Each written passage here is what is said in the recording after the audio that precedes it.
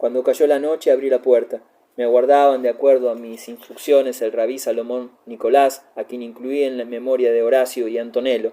El rabí tomó la copa, la entregó a Nicolás, que en la ocasión representaba a mi estirpe, y bajamos al sacro bosque. Adiviné en las ventanas titilantes del castillo cabezas curiosas. La de Cleria estaba a oscuras, como me incomodaba el manto, que luego mudaría por un sayal, despojándome entonces también de la corona. Antonello levantó su extremo de terciopelo escarlata como un paje caudatario. Hasta el final, el gusto innato, barroco por el ritual solemne, me acompañó.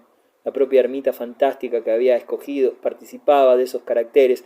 Todo lo mío debía ser excepcional. Numerosas antorchas que Segismundo había hecho encender en la noche perfumada de mayo iluminaba el parque. Movíase en su claridad como vagos, pausados, soñados bailarines las estatuas romanas que distribuí entre los laureles y las rosas del jardín de mi abuela. Avanzábamos en medio del rumor de las fuentes. Si me volvía a observar a mi pequeña comitiva, veía brillar la copa de cristal en las manos de Nicolás, la estrella de plata que colgaba del cuello del judío, los dientes blancos de Antonello, el chorro trémulo de los surtidores, las antorchas humosas que ocultaban los cipreses, y detrás, en la altura, las ventanas amarillas de la fortaleza de Bomarzo. La noche es más hermosa que el día, dijo Nicolás. De noche, dijo Salomón Luna, estamos más cerca de Dios. El concierto familiar de las ranas y los búhos ensayaban en el bosque sus réplicas líricas. Las arquitecturas de la terraza del ninfeo, donde persistían las huellas incendiarias, la de los obeliscos y de la casita inclinada que dediqué al cardenal Madruzo, se destacaron en la lividez astral. Llegamos al plano superior por una de las dos escalinatas graciosas que partían de ese ninfeo que había albergado tantas ilusiones extravagantes. El rosario enroscado en mi muñeca, al golpear contra los balaustres, añadía un débil tintineo a los murmullos, y tuve la impresión de que me arrastraba una cadena, de que el sonido suave que medía mi ascensión correspondía a unos grilletes, porque yo también, como los galeotes de Lepanto, era un cautivo. Arriba los monstruos nos aguardaban. Componíamos una estampa fabulosa, una ilustración para uno de esos libros mágicos que se titulaban Museum Hermeticum o Arpiteatrum Aternae Sapientiae. El rey jorobado, su paje negro, que sacudía las plumas del turbante, el viejo hebreo barbudo de ropón fúnebre, con la estrella metálica, el príncipe de pelo lustroso y el jubón violeta, ceñidas las calzas en las piernas finas que llevaba un cáliz como si fuera un presente para otro rey, el elefante de piedra y la cabeza infernal que acechaba para devorarme. Y si se piensa en lo que la copa contenía, se concluirá que el símil no es exagerado. Una tenue voz se sumó al parloteo de los batracios que parecían contar monedas concienzudamente. La reconocí al segundo. Era la de un nieto de la madre de Fabio Orsini, un niño pastor que tañía el arpa. En la quietud de la noche su canción se levantó indecisa y las notas del instrumento se recortaron una a una. Sentí entonces que una desgarradora nostalgia se apoderaba de mí, nostalgia de mi juventud, de mi adolescencia remota, nostalgia de la vida simple que había perdido, algo semejante a la melancolía, para muchos incomprensible, de Segismundo, el día en que me dijo que ya nunca volvería a bailar los bellos bailes cortesanos, ni a hacer las grandes reverencias como cuando era joven, al compás de la música en las salas que enardecía la emoción virgen de los que carecían de pasado, y que se tendían las manos los unos a los otros, rozándose apenas las puntas de los dedos y gozando de ese instante intrascendente hasta que no podían soportar más su dulzura y cerraban los ojos para proseguir las rondas cadenciosas de la danza. Las notas del arpa vibraban y despertaban resonancias antiguas. El paisaje conocía bien ese tono, que era el de las arpas etruscas. Suspiré, tomé el cáliz que me ofrecía Nicolás y subí los escalones del orco. No torné la cara para expresarles mi adiós. Rezaba mecánicamente, deslizando las cuentas del rosario sin pensar en lo que hacía, sin pensar tal vez en nada, vaciati ogni pensiero, en nada fuera de la voz de ese zagal, al que casi no había visto, que tañía el arpa y cantaba como los pastores etruscos. La testa colosal reproducía ensanchada la multiplicada a la que se me había aparecido en el espejo, de modo que apreté los puños al ingresar en su interior, pero no experimenté ninguna angustia, sino una bienandanza incomparable. Un psicoanalista explicaría que ello resultaba del hecho de que en aquella penumbra yo hallaba nuevamente la felicidad del claustro materno, el refugio de esa madre a quien no podía recordar, o acaso el abrigo del regazo de mi abuela, la maravillosa Diana Orsini. Una puerta de bronce clausuraba la boca del mascarón y la cerré. Se insinuó delante de mí, como una alegórica pintura de Botticelli la escena del Orlando Furioso, en que Astolfo obstruye la entrada del infierno con árboles de pimienta y plantas de amomo para que las arpías no escapen de su prisión antes de ser recibido en el paraíso por San Juan. La diferencia afincaba en que yo quedaría dentro con las arpías. Un banco de piedra adosado a los muros contorneaba la habitación alrededor de la mesa central, de extremos curvos que parecía un catafalco. Todavía siguen allí. Antonello me había improvisado un lecho a un costado y había puesto junto a él un cántaro de agua y algún alimento. Un cirio solo palpitaba sobre la mesa y coloqué a su lado la copa. Me desembaracé del manto y de la corona y me senté en el banco. Las oscilaciones de la llama desplazaban la forma de mi jiba en la desnudez de las rugosas paredes.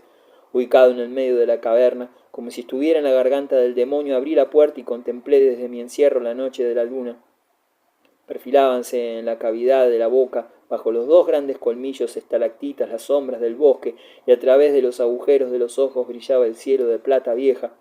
Bomarzo se desprendía de mí, que tanto lo amé, abusando su dolorosa hermosura. Antonello había acatado mis órdenes, había dispuesto al alcance de mi mano varios libros de devoción. Los tomé, distraído, y comprobé que había agregado el Garcilaso de Miguel de Cervantes, pero yo no quería leer ni reflexionar aún. Me acercaba a la cúspide de mi zarandeada existencia, aquella hacia la cual había tendido voluntaria o inconscientemente todas mis discrepancias y aspiraciones. El cáliz era alto, grueso, y había sido tallado como un inmenso joyel. El líquido lechoso que lo colmaba se conmovía y temblaba, turbado por secretas fuerzas que provocaban leves burbujas, y se dijera que despedía una claridad de ópalo, como si otra lámpara iluminase la roca del recinto.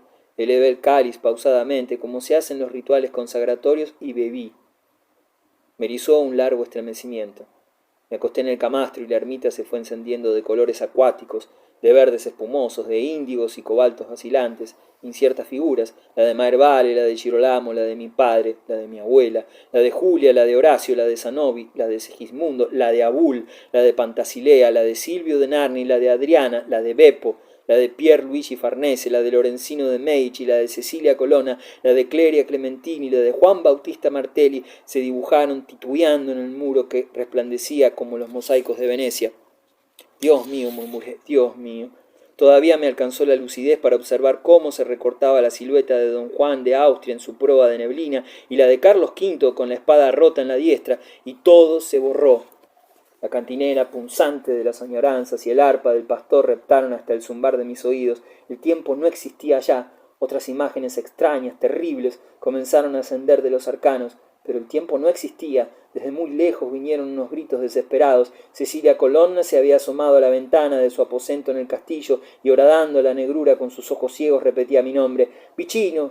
¡Vicino Pierfrancesco! ¡Vicino! Entonces comprendí que iba a morir. Comprendí que no iba a vivir para siempre, sino a morir enseguida. Comprendí que Cleria, despechada, le había comunicado a Nicolás cuál era la parte esencial que me incumbía en la muerte de su padre, y que el muchacho había mezclado el veneno mientras caminábamos rumbo al Orco, en el mismo cáliz donde Salomón Luna volcó el fitro que me procuraría la eternidad anunciada por Benedetto.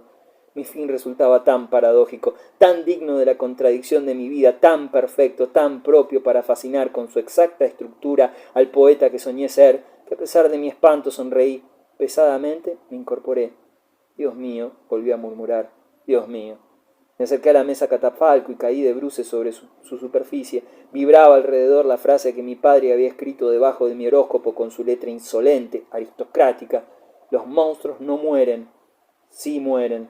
Los monstruos mueren también, todos morimos. La inmortalidad, me lo había confiado mi abuelo, el cardenal, en su agonía, es la voluntad de Dios, la única. Un día morirán los monstruos de piedra erigidos por mi orgullo.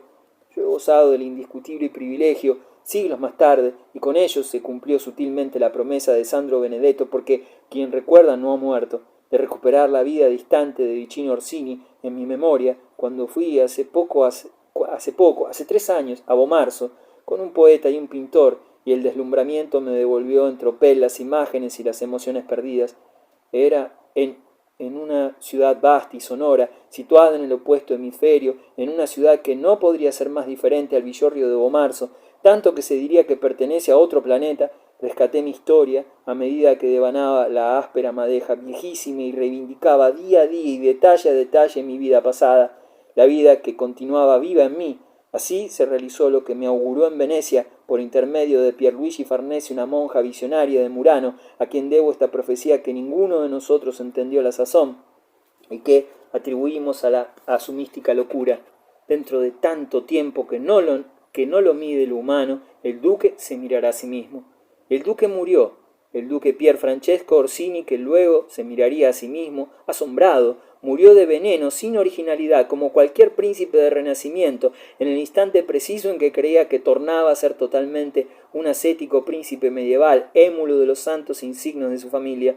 Pero aún en eso, en la ironía trágica del emponzoñamiento con la pócima que aseguraba el perpetuo subsistir, el duque de Bomarzo fue distinto a los numerosos duques envenenados de su época, como su parque célebre fue distinto a todos los demás, porque cuanto con él se vinculaba fue distinto del resto. Murió esa noche de mayo de 1572 en que yo, tumbado sobre la mesa de la boca del infierno, sentí el frío de la piedra contra mi cara. Un frío más intenso empezó a invadirme las piernas y la cintura y a helarme el corazón, y lo único que distinguía, pues casi no podía moverme, eran mis manos, los largos dedos del retrato de Lorenzo Lotto. Me estiré gimiendo, quería besar el rosario de don Juan, el rosario bendito por San Pío V que colgaba de mi yerta muñeca, y mis labios quedaron inmóviles a mitad de camino entre la sarta de cuentas negras y el anillo de Benvenuto Cellini, el de acero puro, lo último en mi meñique crispado que mis ojos vieron antes de que la noche implacable lo cegara y me arrastrase, pobre monstruo de Bomarzo, pobre monstruo pequeño, ansioso de amor y de gloria, pobre hombre triste, hacia el bosque de los verdaderos monstruos y de la postrera, invencible, apaciguadora luz.